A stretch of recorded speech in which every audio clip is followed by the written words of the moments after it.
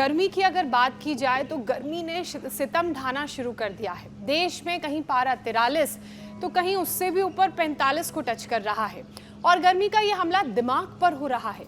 अस्पतालों में जो स्ट्रोक के मरीज हैं उनकी गिनती बढ़ रही है, लोगों को ब्रेन हैमरेज भी हो रहा है। तो ऐसे में इसकी वजह क्या हो सकती है? गर्मी है, गर्मी के अलावा और साथ ही स्ट्रोक और हैमरेज से कैसे बचा जाए? तो देखो, जैसे मैंने कहा, कमजोर आदमी पर सर्दी अटैक करती है। हमारे गांव में कहते थे भाई सर्दी आ गई, पाड्डा और बुढ़ा मरेगा।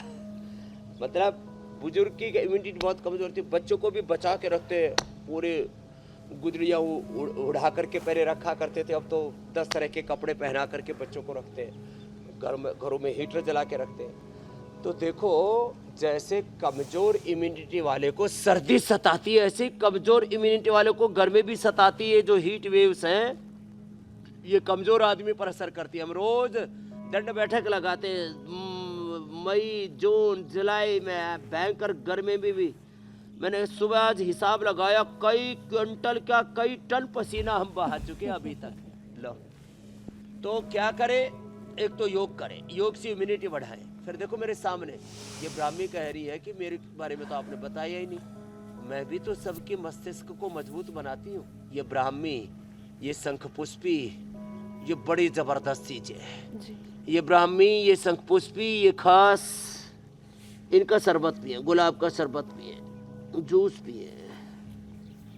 और चने, ये चने का सत्तू, ये चने को ऐसे ही सब, इसको ही अपना मिक्सी में डाल करके पीस रहे, इसी का सत्तू घर में ही बना ले।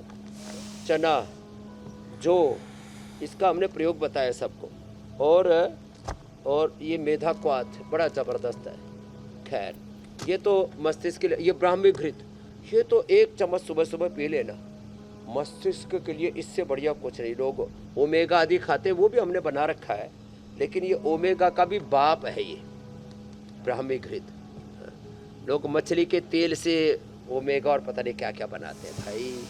अब क्यों जीव जंतुओं के क्यों आप सता रहे हो? आप मंडूकासन,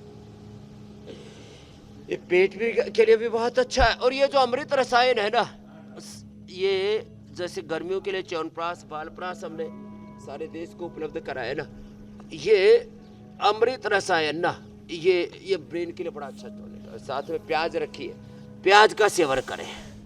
वाटरमेलन, तरबूजा, खरबूजा, ककड़ी, ये ज़्यादा खाएं।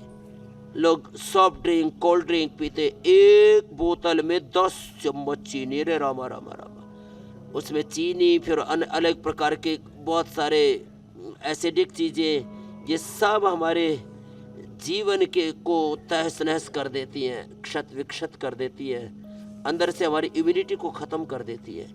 तो इस सॉफ्ट ड्रिंक से, कोल्ड ड्रिंक्स के इस जहर से बचना है। मंडूकासन और ये फिर शशकासन, आगे झुकना।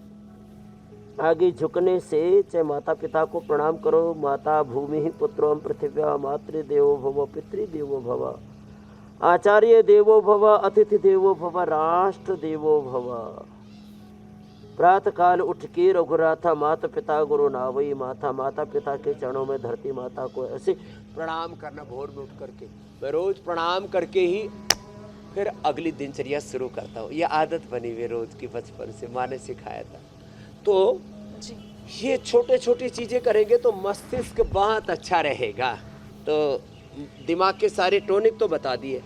अब ब्रेन स्ट्रोक हो जाए, पैरालिसिस हो जाए तो क्या करें? तो ऐसी परिस्थितियों में अनुलोम विलोम के साथ फिर जो आयुर्वेद में जो अप्रतिम औषधियाँ हैं, जो न्यूरोग्रीट है, जो इम्यूनोग्रीट है, मेधा, मेमोरी, ओमेगा के बारे में पहले बताया, वो ब्रेन के डीजनरेटिव सिस्टम को रिजुविनेट करने में, अपने ब्रेन सेल्स को, ब्रेन के न्यूरॉन्स को रिजुविनेट करने में बड़ा अप्रतिम योगदान देते हैं।